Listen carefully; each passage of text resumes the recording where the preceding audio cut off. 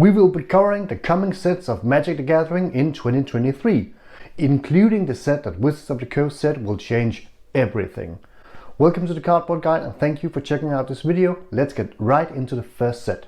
Dominaria Remastered will be releasing the 13th of January. The set is already fully spoiled in only 2 days. Sadly, we might also be leaving because in the current storyline, our heroes are defeated on the plane of Dominaria, and I do feel like Dominaria Remastered will be an homage to this plane because we will probably not be going back for a long while. There's a lot of interesting cards, great reprints, the Tutor cycle, including Vampiric Tutor, Sylvan Library, Urza's Incubator, and a lot of playable stables. So look out for Dominaria Remastered coming out January 13th.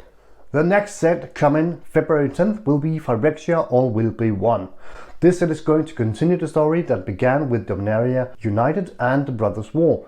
In this set we're going to see the Planeswalkers setting their plan in motion, going to fight the Phyrexians. This set will be going back to the plane formerly known as Mirrodin, now known as New Phyrexia, and on this plane the Planeswalkers are going to set their plan in motion and we're going to see the great epic fight between the Planeswalkers and the Phyrexians. So which of the 5 Planeswalkers do you believe will survive this epic fight?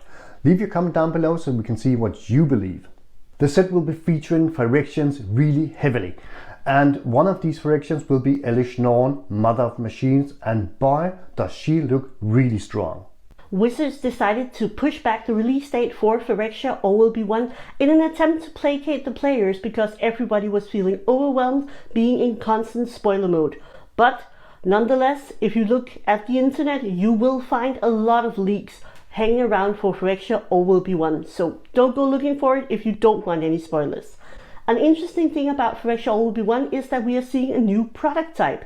They will have a new bundle that's called the completed bundle with a lot of this oil slick treatment both for the land cycle but also for a lot of the planeswalkers. One has to wonder if this is a new thing that every ongoing set will have a new bundle type instead of just the regular holiday set having its gift edition. We hope not, because we certainly don't need any more product types in 2023. Releasing the 21st of April is March of the Machines. March of the Machines is the 4th block in the Phyrexian block, and it's going to have the big and epic conclusion on all this Phyrexian war. Our Planeswalkers are trying to battle the Phyrexians and foil their attempt to complete the whole multiverse. But are they going to succeed? We don't know. But we know that Elish Norn is really on the warpath. She has completed a great army. It's called the Machine Legion, and these Phyrexians are out for blood. March of the Machines is going to make a great impact on Magic the Gathering, or at least the storyline, because Wizards of the Coast have announced that this set is going to change the very fabric of the multiverse, whatever that means. But it sounds big, doesn't it? Mark Rosewater on a blog post was asked, is this set going to change the storyline of Magic, or is it going to change the gameplay? And he simply answered yes. As of the moment, there is no previews out for March of the Machines, but a lot can be gleaned by looking just at the key art and the box art. So let's have a look at that.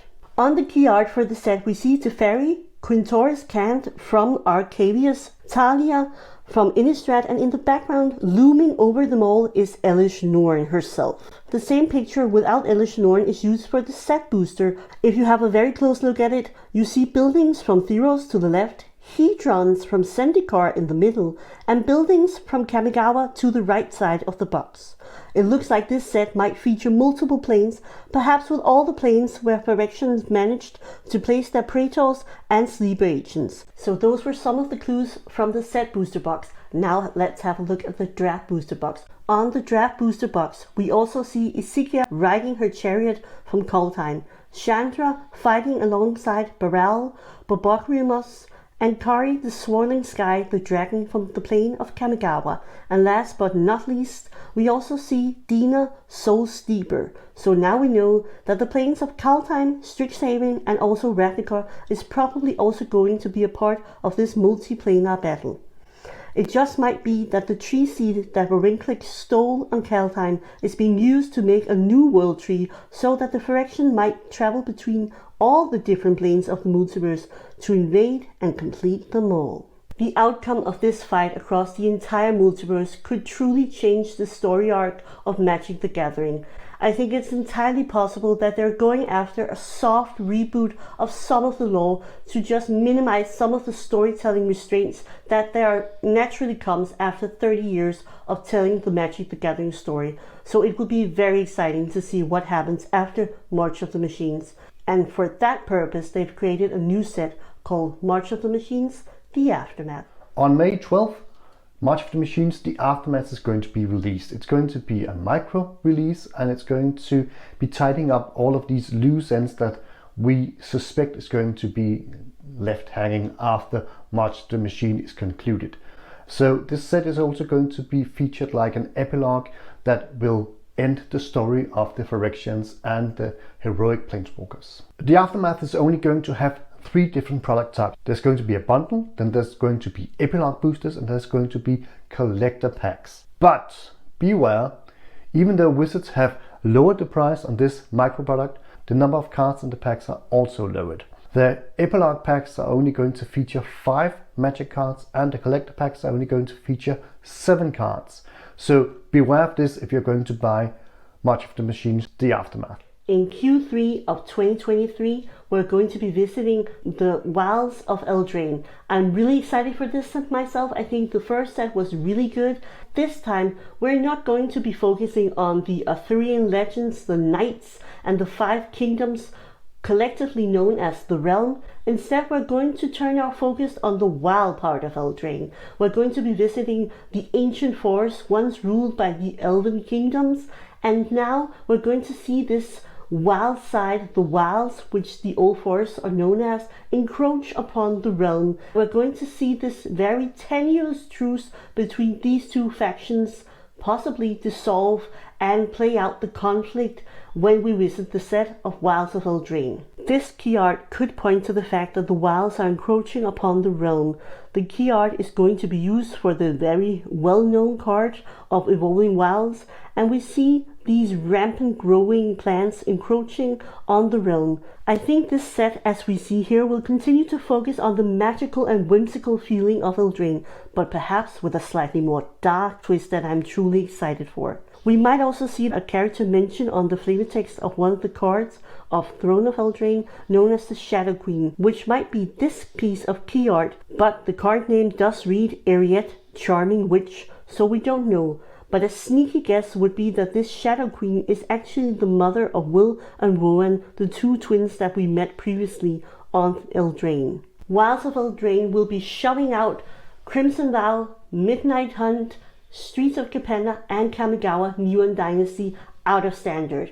So I think we could presume that the Wilds of Eldraine will be giving us some really good land cards, because especially the last 2 mentioned had some strong mana base. Also, if we have a look at the old, just gonna pick it up for you here, Throne of Eldraine, it had a really nice rare land cycle. So hopefully we will see that in Wilds of Eldraine. In Q4 of 2023, we're going to be returning to the plane of Ixalan.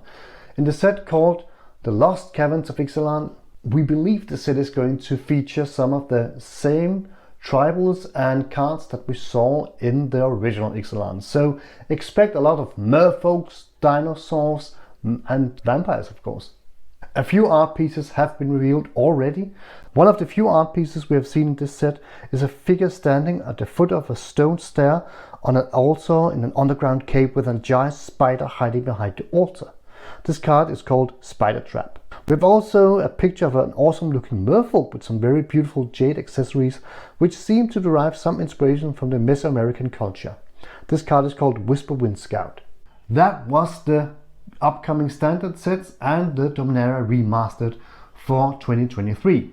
What we didn't cover in this video was the Universes Beyond. We already know we're going to have Universes Beyond Lord of the Rings. That will be a draftable set and have the same legality as Modern Horizons. And we're also going to have a Universes Beyond Doctor Who edition.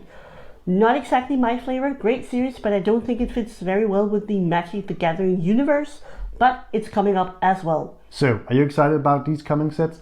Leave a comment down below. Also, if you want to know more about Magic 2022, which was a horrible year, you can watch this video. Please do remember, hit the like button and consider subscribing for more videos like this one. Please do leave us a comment and we look forward to talking with you. Have a great New Year's, people. Peace.